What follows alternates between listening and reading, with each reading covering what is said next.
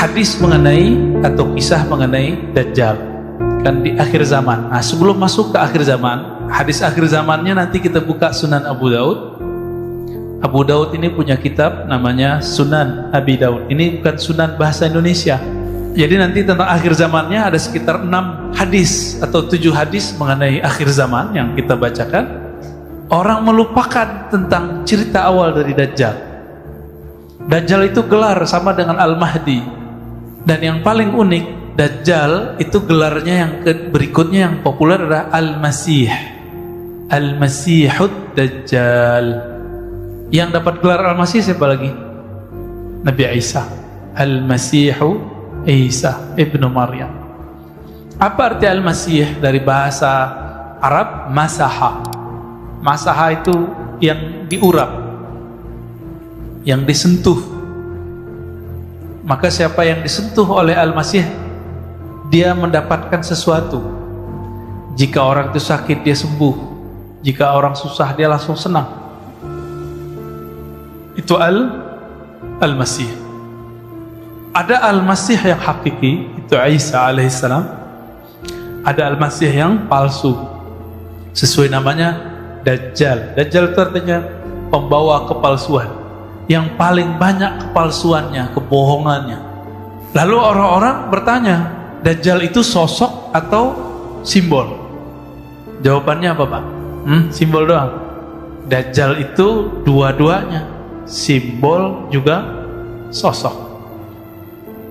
Jadi jangan dipisah-pisah. Ini mau misah-misahin yang berbahaya, ya, menjadi ilmunya nggak utuh.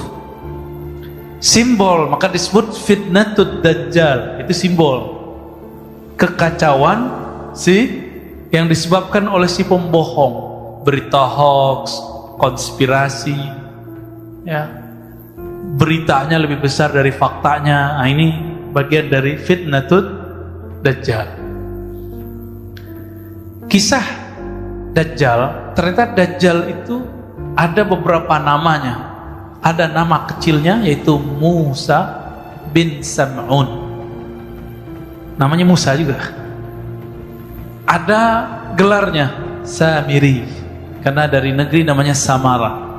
Ini Samara yang mana? Ini juga kita bingung. Samara yang di Yerusalem, adakah di sana yang Samara atau yang dari daerah Irak? Ya, wallahu a'lam. Ayahnya Musa bin Sam'un yaitu Sam'un. Ini beda dengan Samson, Pak, ya, jangan dicocok logiin. Sam'un ini punya istri, mereka dua-duanya, mohon maaf, belum dikaruniai anak, alias mandul. Udah berobat, gak sembuh-sembuh. Tiba-tiba ada iblis menyerupai seorang yang sakti, mandraguna. Si iblis ini ngomong, kamu kalau mau punya anak, lakukan ritual berikut. Jadi ritual-ritual begini emang dari dulu sudah ada. Lakukan, mohon maaf ya, hubungan suami istri di kuil setan. Ada kuil setan, Pak, di Samara itu. Dulu ada berhala banyak di kuil tersebut.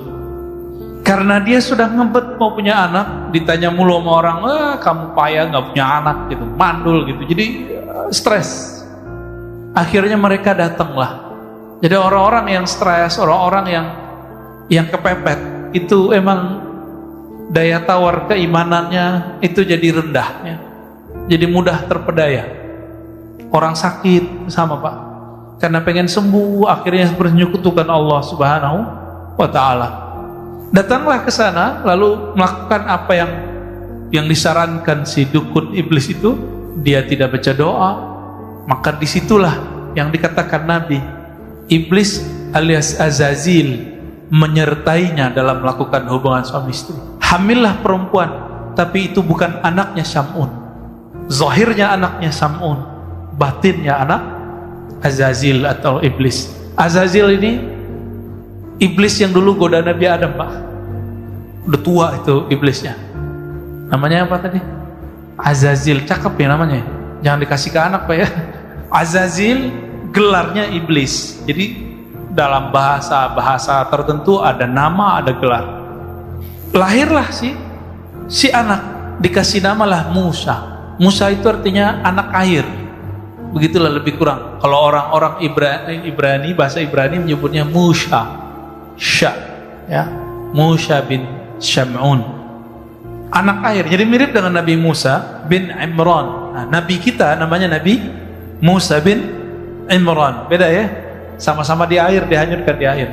Bedanya Musa bin Syam'un ini, negeri Samara itu mengalami bencana banjir. Banjir Pak, habis, satu penduduk habis, orang tuanya hanyut gak tahu kemana. Musa bin Syam'un waktu itu umurnya masih setahun atau 2 tahun, diutuslah oleh Allah Jibril alaihissalam untuk membawa anak ini ke suatu pulau. Begitu riwayatnya. Dibawalah ke suatu pulau. Nah, ini diabadikan dalam Al-Quran, ya. Dalam Al-Quran surat Al-A'raf, surat Thaha, ya. Qala basurtu bima lam yabsuru bih faqabattu qabdatan min atharir rasul fanabastuha wa kadzalika sawwalat li nafsi. Apa kata Samiri? Nanti kan gelarnya Samiri. Ketika ditanya oleh Nabi Musa, ada apa dengan Musa Samiri? Kok kamu bisa bikin berhala bisa ngomong? Kata dia apa? Basurtu bima lam yabsuru bih. Aku dapat melihat yang mereka tidak bisa lihat. Nah, siapa yang dilihat oleh si Musa bin Syam'un alaihissamiri? Jibril. Jadi Jibril alaihissalam diutus oleh Allah untuk mengajar dia. Ini persis seperti dulu ketika terjadi bencana alam semesta, kiamat pertama di bumi, hancurlah itu karena kelompok jin Banul Jan. Itu mereka menghancurkan bumi, Pak, melakukan kerusakan, membunuh. Dulu jin itu, jin Banul Jan namanya, itu kelompok yang lebih tua dari iblis sekarang ini. Itu mereka di bumi bertubuh fisik, Pak, ada jasadnya, melakukan kerusakan di muka bumi. Maka Allah kiamatkan bumi, kiamatnya kiamat kecil. Maka larilah mereka ke pohon-pohon, ke gunung-gunung. Begitu di hadis riwayat Imam Al-Hakim. Larilah ke laut, larilah ke sungai, larilah ke gunung-gunung, larilah kalau yang bisa bersayap lari ke awan. Bumi hancur, ya. Di saat itu terjadi banjir bandang juga di muka bumi. Allah utus juga Jibril untuk menyelamatkan anak jin namanya Azazil. Persis ceritanya. Ya, ini bukan dongeng loh, Pak, ya. Jangan antum tuduhannya dongeng, ini kajian hadis, kajian riwayat. Tapi ada yang Israiliyat, ada yang tidak. Karena ini sumber cuma ada di Israiliyat, kita ambil Israiliyatnya. Ada yang tidak Israiliyatnya, ya, nanti yang hadis Abu Daud tadi. Maka Azazil ini yang mendidik siapa? Sama Jibril juga, diajarinlah zikir, berzikirlah dia. Berhasil naik langit 1, berhasil langit 2, itu ribuan tahun si Azazil berzikir sampai kemudian ke langit ke-7 dan diizinkan kemudian menjadi penjaga surga. Menjadilah dia selevel dengan malaikat si Azazil. Jadi mirip-mirip cerita Sunggokong, ya. Beda, Pak. Ya, coba kalau ada mirip-mirip barangkali dulu emang ajaran-ajaran yang ada di China itu emang inspirasinya dari sini juga. Diizinkanlah Azazil memimpin ibadah ahli surga, di belakangnya malaikat, dia di depan. Tinggi nggak tuh posisinya? Nah, itu si Azazil yang dia kemudian punya anak-anak jasad namanya Musa atau alias Samiri, gelarnya Dajjal. Itu dia.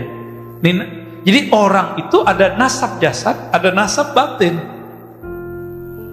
Ini nasab batinnya dia. Maka kalau menikah harus baca, ya, belajar tuh doanya biar nanti gak kerasukan. Kerasukan tuh gak mesti kesurupan, ya. Kerasukan setan ketika kita bersyahwat tapi tidak dengan nama Allah Subhanahu wa ta'ala. Pendek cerita, dibawalah Samiri, Musa bin Syam'un Samiri ke satu pulau, diajarkan dia. Itu Samiri, ini jarang riwayat menyebutkan. Dia itu susah jalan, Pak. Jadi perkembangannya itu lambat. Maka di hadis Abu Daud ini disebutkan, ya, bahwa Samiri itu qasirun. Inna masihat dajjal rajulun qasirun afhaj ja'dun a'war matmusul ain laisa bina ti'atin wala jahra. si Musa bin Sam'un alias Samiri Al-Masihud Dajjal, dia matanya belean. Jadi bukan seperti yang diimajinasikan orang satu mata gitu ya, bukan. Itu ilustrasi aja, ilustrasi seniman. Matanya dua, cuma satunya belean Pak, atau belean nggak Pak? Ya, dia itu sampai berapa tahun gak bisa jalan, tapi tetap diajarin oleh Jibril, diajarin zikir. Nah, matanya itu belean dua-duanya. Ketika umurnya 7 atau 10 tahun, itu matanya satu kebuka, satu bagian kiri, yang kanannya masih tertutup sampai saat ini. Nah, gitu. Jadi ini tuh kayak ada yang nempel terus di sini tuh, di mata dia, dan itu permanen, nggak bisa diapa-apain. Nah, berkat zikir-zikir yang diajarkan oleh Jibril alaihissalam, maka saktilah itu si Musa bin Sam'un alias Samiri. Maka dia mampu melihat yang tidak bisa dilihat orang awam. Ini ayatnya, qala basurtu bima lam yabsuru. Aku mampu lihat yang mereka tidak lihat. Apa yang dia lihat? Dalam tafsir Ibnu Katsir, kemudian di Bidayah wa Nihayah dikatakan, ra'aitu Jibril. Aku melihat malaikat Jibril. Ini dalilnya nih. Dan ini bukan cocok logi Pak, emang begitu. Di pulau itu kemudian dia menjadi dewasa, tapi seperti yang dikatakan tadi, jangan dibayangkan Dajjal itu gede badannya, enggak, tapi dia keker. Rajulun qasirun, laki-laki yang pendek dia, cebol kali ya orang nyebutnya, apa sih istilahnya saya nggak ngerti nih ya. Afhaj ja'ad ya, jadi jidat itu kecil, jidatnya itu awar, matanya satu ya, belean itu ya. Matmusul ain laisa binain. Ini tanda kalau dia ini bukan Tuhan. Nanti kan dia ngaku Tuhan Pak. Urusan mata aja dia nggak bisa urus, masa dia ngaku Tuhan ya. Lalu kemudian karena kesaktiannya itu dengan nama-nama Allah yang Allah kasih, jadi Jibril itu memberikan ajaran, harapannya si Samiri ini bisa menjadi hamba Allah. Tapi ternyata nggak berhasil. Di pulau itu siapa yang lewat dia bunuh, ada binatang dia bunuh, memang sadis. Siapa ganggu dia dibunuh, siapa yang nasihatin dia bunuh. Cuma Jibril doang yang nggak berani dia lawan. Maka berhasillah dia kemudian dengan kesaktian itu, mungkin lewat perahu segala macam, sampailah dia di daratan. Ya. Pada masa Nabi Musa, dia datang ke negeri yang dimana Bani Israel datang ke sana. Ketika Nabi Musa alaihi salatu wassalam pergi berkhalwat ke Gua Tursina 40 hari ya, ingat-ingat nih 40 hari. Dalam masa 40 hari itu Samiri sanggup menyesatkan semua Bani Israel kecuali cuma beberapa orang.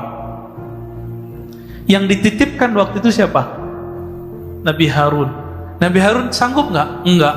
Maka dalam surah Al-A'raf dari ayat 148, 154, Toha 83 sampai 98 itu diceritakan bagaimana Nabi Harun diancam untuk dibunuh. Kamu macam-macam, bunuh. Gitu. Nah, Nabi Harun ini yang jenggotnya panjang, Pak. Ini yang kita ceritakan beberapa bulan lalu, yang mereka gagal paham kelompok sebelah ya. Itu pujian itu, tapi mereka salah paham. Nabi Harun jenggotnya panjang, kayak sufi-sufi sekarang juga. Jenggotnya panjang Pak. Ya. Ini yang sekarang dipakai oleh Yahudi Ortodok. Apa itu penghinaan? Di mana saya menghinanya? Karena mereka memotong dan niatnya emang ingin memfitnah kita. Tapi ya sudah kan, saya udah maafin Pak, dan saya minta maaf. Nabi Harun yang jenggotnya panjang, yang sekarang dilestarikan oleh Yahudi Ortodok, ya berarti bagus dong jenggot ini. Bagus sebenarnya. Kemudian ditarik jenggotnya oleh Nabi Musa. Itu ada di surah Al-A'raf itu ya. Apa kemudian kata Nabi Harun? Wahai Musa, aku diancam bunuh oleh mereka. Wah, memang dari dulu ngancam-ngancam bunuh nih turunan-turunan mereka nih Pak. Ini gayanya begitu. Ayak tulu nih, mereka ngancamku dengan pembunuhan. Ini gayanya dari dulu. Maka Nabi Harun pun tidak berdaya. Maka Nabi Musa alaihissalam memerintahkan kepada mereka untuk tobatnya dengan bunuh diri. Nah, coba perhatiin. Yang syirik tobatnya bunuh diri. Giliran datang ke Samiri, apa kata beliau? Ma khatbuka ya Samiri, fama khatbuka ya Samiri. Begitu dalam surat Thaha. Kok giliran ke Samiri ngomongnya lembut-lembut amat? Karena Nabi Musa paham yang punya hak mengalahkan Samiri bukanlah beliau, tapi umat Nabi Muhammad SAW lewat tangan Nabi Isa alaihissalatu wassalam. Oh, berarti siapa yang membunuh Samiri? Nabi Isa. Nah, ini ceritanya di situ Pak. Karena Samiri tahu ajalnya ada di tangan Nabi Isa. Oke, berarti kan? Karena Samiri sadar bahwa ajalnya ada di tangan Nabi Isa, maka dia membuatlah penipuan konspirasi pertama terhadap Nabi Isa. Itulah terjadi pembunuhan terhadap sosok yang mirip dengan Nabi Isa. Jadi dia nyamar jadi murid Nabi Isa. Kenapa? Karena dia tahu dalam suratan takdir yang diperlihatkan oleh Allah melalui Jibril, yang membunuh kamu nanti adalah Al-Masih Isa. Dia ingin membunuh Nabi Isa karena ingin merubah jalan takdirnya. Itu Bang. Jadi yang coba-coba merubah jalan takdir ya pengikut Samiri. Jangan coba-coba. Mirip-mirip ya. Orang-orang yang menentang jalan takdirnya, inilah Samiri. Berhasil nggak dia? Ketika dia mau menjebak Nabi Isa, berhasil nggak dia? Dia nggak berhasil. Yang dibunuh, yang disalib siapa? Dalam tradisi kita loh ya, riwayat kita, Yudas Iskariot. Meskipun dalam agama Nasrani itu yang disalib tetap Nabi Isa. Nah, itu urusan perbedaan faham lah ya. Namanya beda agama ya, beda faham. Beda mazhab aja beda faham, masa beda agama nggak boleh beda faham ya. Nah, ini versi kita loh ya, versi kita. Bahwa Nabi Isa tidak disalib. Nah, ayatnya kan jelas ya. Innama syubbiha, sesungguhnya hanya diserupakan dengannya. Ya. Diserupakan dengan Nabi Isa. Wa ma salabuhu, mereka tidaklah menyalib Nabi Isa, tapi hanya diserupakan. Nah, itu mainannya sih Samiri. Ini otaknya cerdas. Sekelas Nabi Isa bisa dijebak, maka murid Nabi Isa cuma 11. Inilah yang disebut Hawari, yang mengikuti ajaran Nabi Isa lewat jalur yang 11. Ini baru benar. Sampai datang Nabi Muhammad SAW. Di luar jalur itu bukan ajaran Nabi Isa. Ya, Nabi Isa tidak pernah mengajarkan untuk menyembah dirinya. Dia menyembah Allah Subhanahu Wa Taala. Itu bisa kita buktikan di kitab-kitab terdahulu dan kitab-kitab yang diturunkan kepada kita. Nabi Isa mengajarkan la ilaha illallah.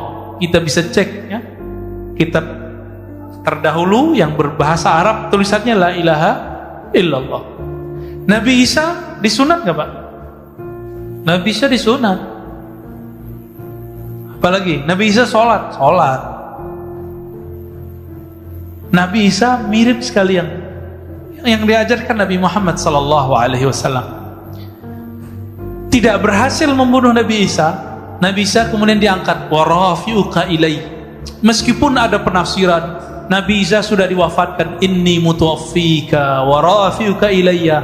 Di sini kata kuncinya, bahwa mutawaffi, wafat dalam bahasa Arab ada artinya tertidur, ada artinya disempurnakan, ada artinya kematian. Dari mana kita tahu bahwa Nabi Isa di situ tidak diwafatkan dalam arti kematian? Karena ada lafaz setelahnya, warafi'uka ilayya. Sesungguhnya aku mewafatkan engkau hai Isa dan mengangkat engkau kepadaku. Itulah yang ditemui oleh Sayyidina Muhammad sallallahu alaihi wasallam di langit waktu Isra Mi'raj. Benar? Ketemu ya? Waktu sholat di Masjidil Aqsa itu beliau juga hadir. Ketika naik ke langit ketemu lagi Nabi Isa alaihi salatu wassalam. Jadi benar gak Allah ada di langit? Adanya para nabi pada di langit, Pak. Lihat hadis Mi'raj dalam Sahih Bukhari, ada 5 riwayat berbeda-beda versi. Tidak ada satupun yang menyebutkan bahwa Allah di langit. Yang ada adalah ruh-ruh para nabi, orang-orang suci ada di langit. Yang ngaku-ngaku nyantri di langit ketemu gak sama Nabi? Kalau enggak jangan ngaku ya. Kan ada nih orang ngaku saya nyantri belasan tahun di langit, tinggal kita cek aja ketemu gak sama Nabi Isa, Nabi Idris. Karena syaitan gak bisa menyerupakan diri dengan para nabi, karena dalam diri para nabi itu ada nur kenabian, nur Muhammad sallallahu alaihi wasallam. Teman-teman yang melakukan Allah, lalu apa yang terjadi pada Dajjal ini, Samiri ini? Tiba-tiba hilang aja beritanya, Pak. Dia kira tugasnya selesai karena dia menganggap sudah membunuh Nabi Isa. Ternyata belum. Dapat kabar lah dia belum. Hilanglah riwayat tentang itu. Baru muncul kemudian riwayat Imam Muslim, Tamim Ad-Dari. Dia ini pelaut. Jadi pelaut di zaman Rasulullah. Ini ada beberapa sahabat, salah satunya Tamim Ad-Dari. Tamim Ad-Dari bercerita bahwa beliau terdampar di satu pulau dan ketemu sosok berbulu. Maksudnya pendek, berbulu, keker gitu. Dan dia sedang dirantai. Ada makhluk namanya Jasasah yang membawa dia. Jasasah ini binatang melata yang kemudian ngajak dia ketemu. Dilaporkanlah pengalaman itu kepada Nabi dan Nabi membenarkan itulah si Dajjal. Dan di riwayat-riwayat yang lain memang sahabat-sahabat tertentu dikirim oleh Rasulullah ke pulau tersebut. Cuma riwayatnya tidak sampai derajat sahih ya. Jadi sahabat-sahabat yang terus melihat itu. Berarti di zaman Rasul Dajjal dibelenggu, Pak, di satu pulau. Di mana pulaunya? Bukan di segitiga Bermuda, Pak. Itu pulau dia, tapi itu bukan di situ. Pulau dia, Pak, tapi bukan di situ ya. Jangan cocok logi. Tapi namanya kok Bermuda, Pak, kayak bahasa Melayu ya, bermudah. Dalam bab keilmuan, untuk membagi keilmuan, bukan untuk gagah-gagahan. Tapi ini sambil candaan nih, Huzaifah ini sambil candaan sama dia. Aku lebih tahu dari dia gitu ya. Bukan bilang saya lebih mengerti daripada kamu boleh ngomong gitu ya. Jangan ngambil lapak saya, nggak begitu, Pak ya. Kan ada juga yang dai begitu ya, nggak mau diambil lapaknya. Emang lapak ini milik dia. Inna ma'ahu bahran min ma' wa nahran min nar. Sesungguhnya Dajjal itu mempunyai lautan air dan nahran min nar dan sungai api. Ini maksudnya apa ya? Nanti kita coba lihat. Falladhi tarawna annahu min nar ma'un. Yang kamu lihat itu adalah api, hakikatnya adalah air. Yang kamu lihat bahwa itu itu adalah nar, itu adalah kamu lihat dia air, itu api. Kata Abu Mas'ud, hakadha sami'tu Rasulullah SAW. Saya juga mendengar begitu. Ini penciriannya. Berarti Dajjal ini pembohongan. Airnya api, apinya air. Ini baru simbol. Dalam hadis Imam Bukhari dan Muslim, kita dianjurkan berdoa. Dan ujung doa itu, wa a'udzubika min fitnatil masihid dajjal. Aku berlindung kepadamu dari fitnah kekacauan al-masih ad-dajjal. Ini jelas, ini lafaznya. Fitnah itu ada pra kemunculan, ada saat kemunculan. Masih ingat tadi saya menyebutkan 40 hari Nabi Musa, dia sanggup menyesatkan Bani Israel padahal ada Nabi Harun, ada Nabi Yusha, tapi sanggup dia kemudian menyesatkannya karena kesaktian dia itu tidak ada pada Nabi Harun. Nabi Harun bukan bertinggal sakti, tapi dia nggak diberi kelebihan itu. Nabi Musa pun tidak boleh mengeksekusi Samiri, Dajjal. Lalu di akhir zaman Nabi mengatakan, berlindunglah kamu dari fitnah Masih Dajjal. Kan itu lama Pak.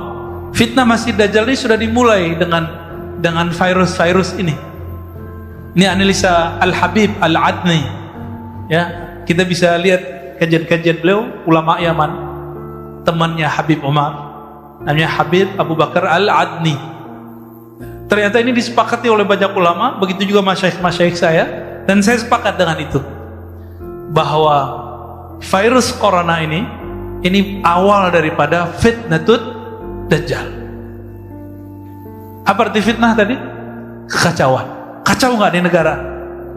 Kacau Pak. Ya, nggak ada negara yang aman dari corona, nggak? Ada nggak? Nggak ada. Brunei tar lagi Pak, semuanya kena. Semoga aja nggak terlalu parah gitu.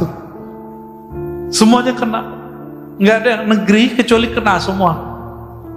Puncaknya nanti ada musibah kelaparan nanti, ya. Ketika negara utang, bayar, beli vaksin udah jadi Tuhan sendiri.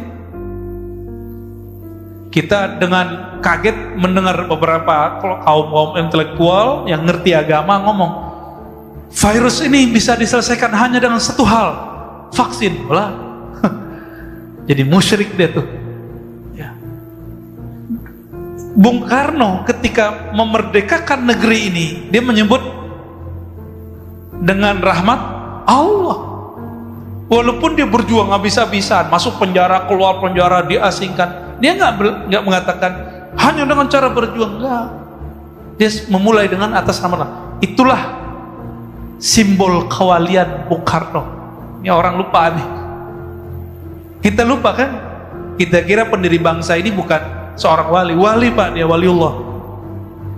Maka dia sayang dengan ulama-ulama, cinta dengan ulama-ulama. Loh kok sekarang ada yang ngaji sejarah mengejek Soekarno? Ngisi di sini kalau nggak salah ya. Oh, gawat ini Pak. Itu bisa berbahaya itu. Perkaranya bisa panjang nanti.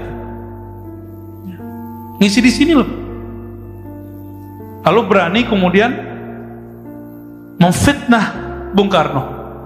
Nah, kembali ke yang tadi, ya. Samiri sebelum keluar akan terjadi fitnatud Dajjal, fitnah Masih Dajjal, dan itu lamanya bukan main. Puncaknya nanti adalah kelaparan yang berkepanjangan. Ini kita simbolnya, kita lihat berapa tahun Nabi pernah mengalami kelaparan. Masih ingat nggak riwayatnya? 2 atau 3 tahun? 3 tahun. Dan ini akan berulang kembali.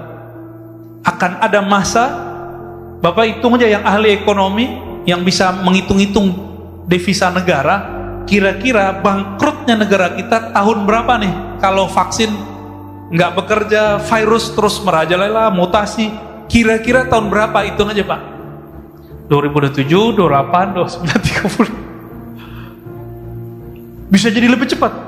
Waduh, Pak Mirwan nakut-nakuti kita nih. Kata Pak Mirwan 2024 Pak. Belum Pak, 2024 masih ada duit, masih ada devisa, ya. 2024 kalau hitung-hitungan mereka masih ada. Ini setiap dari tahun kemarin sama sekarang, negara udah ngabisin duit untuk persoalan COVID ini udah banyak sekali. Dan itu bukan negara kita loh Pak ya. Saya dapat kabar dari sahabat saya, ya jamaah kita juga di Ekuador, kedubesnya Pak. Ya Pak Agung dan istrinya itu ngabarin di sana negaranya nggak sanggup Pak beli vaksin. Kalau di Indonesia kan kedubes negara lain aja divaksin ya, dan itu gratis. Tapi dasar orang Indonesia nggak suka bersyukur, ngeluh tiap hari, ngata-ngatain tiap hari, nggak ada rasa syukurnya. dikasih vaksin gratis juga. Ya. Nggak dikasih vaksin, rame. Dibilang membunuh rakyat. Dikasih vaksin, rame. Lockdown, rame. Nggak lockdown, rame. Bingung kan negara kita, Pak? Ya kayak masjid inilah. Ini pengurus kan pusing nih. Dibuka, ada yang ngeritik. Ditutup, ada yang menghujat. Bingung kan? Selamat bingung, Pak ya. Ini perjuangan akhir zaman. Pengurus mundur, hilang. Allahumma sholli ala Muhammad. Kasihan, Pak ya. Nih, aduh jamaah nih kadang-kadang mulutnya sama komentar-komentarnya kadang nggak pakai hati, nggak punya perasaan. Ini orang tiap hari diteror terus. Aduh, saya kasihan. Sekarang ini yang paling saya kasihan selain masyarakat di luar itu pengurus masjid. Yang kedua yang ngurus masyarakat kita, yang ngurus negara ini serba salah. Kenapa masjid menjadi sorotan? Karena masjid bawa simbol agama, Pak. Kalau negara emang dari dulu udah dikritik orang, biarin dah ya. Ini masjid nih, siap-siap loh Pak ya. Buka sepi, ya. Orang takut kerumun kan? Tutup, rame. Maunya apa ini ya? Apa kata Nabi Muhammad SAW? Ma bu'itha nabiyyun illa qad andara ummatahu ad-dajjal al-a'war al-kazzab ala wa innahu a'war wa inna rabbuka laysa bi'awar wa inna baina 'ainayhi maktuban kafir. Ya, hadis ini sahih. Tidaklah diutus seorang nabi kecuali nabi itu diperintahkan untuk mengingatkan akan kemunculan Dajjal. Kita nggak dapat kabar Pak ya, Dajjal ini perang sama Nabi Sulaiman, nggak dapat kabar ya. Perang sama Nabi siapa? Ya dalam rupa yang beda-beda, formulasi yang beda-beda tentunya. Berarti setiap masa itu ada Dajjalnya. Dari Nabi Nuh, berarti Dajjal ini bermutasi juga dia Pak. Cuma Dajjal yang permanen itu Musa bin Sam'un Samiri. Ini permanen, dia belum mati-mati. Jadi kalau Musa bin Sam'un alias Samiri masih hidup, masa Nabi Khidir nggak bisa hidup? Ya, ntar gitu hidup di dalam dongeng lagi ya. Ya salam.